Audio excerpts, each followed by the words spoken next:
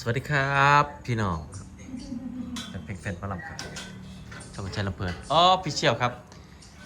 บรรยากาศช่วงแรกฮาแดกดากไม่ยังเหตุครับพี่น้องโอ้ย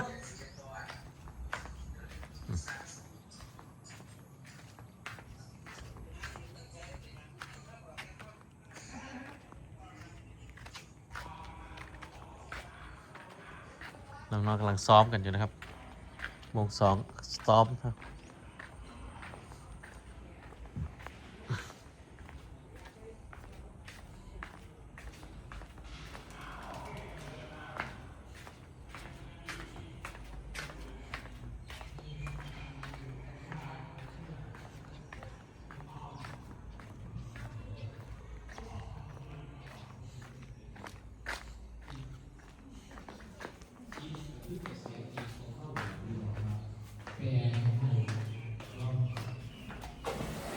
ค่ะพี่น้องแล้วหลอกหนูเนี่ยเอาไปอีดีตัวนั้นเอามีอันก็สิมาลัทธิเอาแต่ไหนผู้ใหญ่ก็น่าเป็นลัทธิยังก่อนป้าแปม ตันทีมันตั้งอ่ะไปหาผ่าขาวมาห่มมึงน่ะ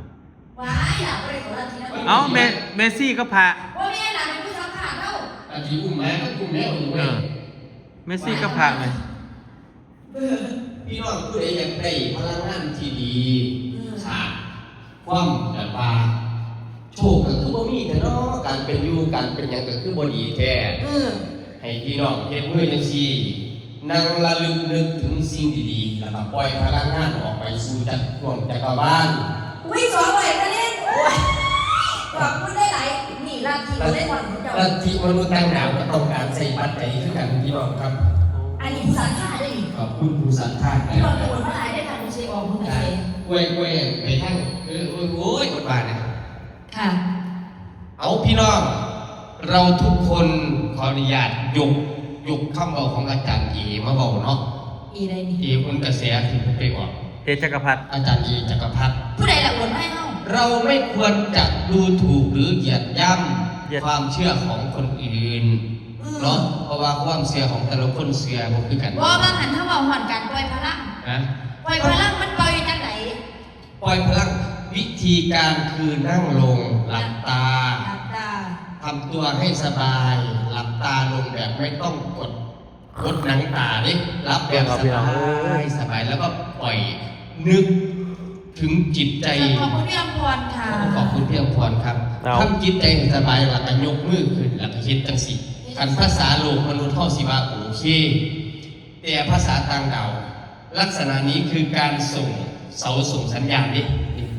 ว่าเป็นการเรียนไล่ค่ะเป็นการเบาล้ำไล่ค่ะพี่น้องว่าเป็นการเรียนไล่เนี่ยพี่น้องเป็นการส่งเสริมบูรณะปฏิสังขรณ์ของนี่แหละลัทธิของเฮาลัทธิเกรมันกี่เด้ว่ามันกี่หน่อยน้ำหันมารับโมเมนต์อันนี้ลัทธิคุยกันใช่อันนั้นลัทธิได้ตัวนั้นบริเกี่ยวกับเฮาลัทธิเกรอันนี้ลัทธิเกรนะครับมนุษย์ต่างดาวสายพันธุ์เกรนะครับผมซึ่งอยู่ในห่วงอวกาศนี่แหละมันเกี่ยวบ่ท่านบริษัทท่าไหนจะต้องวงใหญ่บ่เกี่ยวมันขึ้นอยู่กับการนึกคิดพิจารณาของในจิตใจของเราเนาะเอาพี่น้องอันนี้ผมสิเว้าคันแม่นภาษาศาสนาเข้าบ้านเข้ากับสิว่าคิดดีทำดีก็จะได้สิ่งดีจิตใจเราก็จะดีบอกเพื่อนขอมาใหม่มันโมเมนต์โอเคอันนี้คือสัญลักษณ์เสาส่งสัญญาณดูดพลังงานความดีจากดวงจักรวาลไม่ถึงอยู่ละต้องสี่ออกได้บ่ก็ต้องเฮ็ดจังสี่ลักษณะจังสี่นี่ได้เลขจำเด้อซื้อเลขว่าถือไล่งวดต้องเฮ็ดจังสี่แล้วพอได้แฮมตอนนี้มีคนรวมลัทธิแล้วบ่รวมลองเฮ็ดเบิ่งได้พี่น้องนั่งไม่ว่าจะเหนื่อยยากจากการทำงานอยู่ที่ทำงานเจ้ามีแรงกดดันต่างๆนานาเพราะว่าสิเป็นหัวหน้างานหรือว่าสิเป็นเพื่อนร่วมงานมีแนวยังเฮ็ดบ่ให้สบายใจมากกว่าเพื่อนหอดซ่านนั่งลงหาหม่องสงบเงียบเด้อพี่น้องเด้อหาหม่องสงบว่าสิเป็นพุ่มไม้หรือว่าในห้องอะไรไปโดดสาน้ำได้บ่โดดสาน้ำบ่ได้หาหม่องเงียบนั่งลงปึ๊บแล้วทั้งจิตใจสงบคอยหลับตาลงแล้วก็ยกมือจังซี่เด้อพี่น้องแล้วก็ทำใจให้สบาย30นี่เนี่ยบ่แม่น30 ฟังละผ่อนคลายนึกถึงป่าดอกไม้ ดอกวาดขี้ ว่าดอกมันขีนี่นึกถึงห่วงจักรบาล มันเป็นยังไง เอาห่วงจักรบาลเธอเคยเบิ่งหนังบ่ คือกระโดงนั่นล่ะ ว่านั่นละนึกถึงห่วงจักรบาลปล่อยจิตใจให้ล่องลอยไป แล้วพลังงานดีๆจะค่อยๆกลับมาหายใจเขาลึกพี่น้องนี่เดี๋ยวพอดีที่พี่ศักดิ์สิทธิ์สอนวิธีการหายใจที่ถูกต้องหายใจบำบัดโรคทุกสิ่งทุกอย่างที่เขาเป็นอยู่เนี่ยมันจะคอยรักษา เดี๋ยว ด้วย เดี๋ยว ระดับ DNA เดี๋ยวผู้บอกว่าเป็นโรคร้ายแท้กิน เดี๋ยวอย่าบอก กินหยังกับบ่ เขา ได้ เพิ่งเขาลัทธิตอนนี้สุขภาพแล้วคือแข็งแรงแล้ว กินหยังกับบ่ได้คือว่าเป็นกระเพาะแท้ นั่งจังสี่มันนั่งจังสี่นะ งานปุ๊บให้ได้ไหม ปึ๊บหายใจเข้าลึกๆหายใจเข้าให้ท้องป่องนะพี่น้องนะหายใจเข้าจากทางจมูกหายใจเข้าจากทางจมูกให้ท้องป่องกันไปเยอะกันไปก่อนแล้วนับในใจถึง10 1 2 รับเล่น 3ปอดสมุด4 5อย่าฝากปล่อยออก เปิดวันเห็นน้ำตก ปอดข้างดากได้บ่ 8 9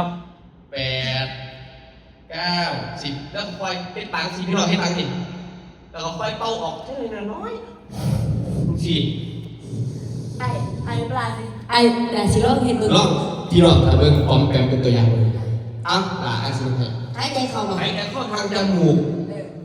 ลึกๆแล้วถึงท้องป่อง1 2 3หายใจเข้าเดี๋ยวกับการไปปุ๊บนับในใจ1 2 3 ตรายเนาะสู 4 5 6 คนก็เบิ่งหมู่เจ้าอยู่ติ เห็ดบ่8 9 10เอาคอยเฮ็ดปากกูแล้วก็ค่อยเป่าออกเป่าไปนะโอ้ไปล้างคุณโอ้ย แม่บ่แม่นพาบ่แม่นพาหัวขี้ออกมา ว่าแต่ละทีกลับไปลงมือโอ้ย เอา ปากผม หายใจโลกจริงๆนะทุกคน ไป เกี่ยวตาย ทำ5 ถึง 10 ครั้งได้ก็ดีต่อ1 วันก่อนเข้านอน จะรักษาระดับ DNA พี่น้องเป็นกันเพื่อนว่าหายใจบำบัดโรค เหมือนลมปานไหม คล้ายๆกับกับศาสตร์จีนลบปานพี่น้องครับโอ้ยเป็นว่าแค่ปฏิบัติ พี่อูมีพี่อูลัทธิอะไรบอกไป ลัทธิเกรครับผม ลัทธิเกร มนุษย์ต่างดาวสายพันธุ์เกรหูบ้านเพิ่นอันพี่น้องบ้านเขาอื่นดาวได้หน่อยบ้านเราพี่หัน มันคือเรียนโปรแกรมอะไร เขาไม่ได้กว่า พอกันคลิปหน้าครับพี่น้องครับ อยู่กินแล้วสิขอลัทธิก็ต้อง ไปละ คิดนะ อ้าว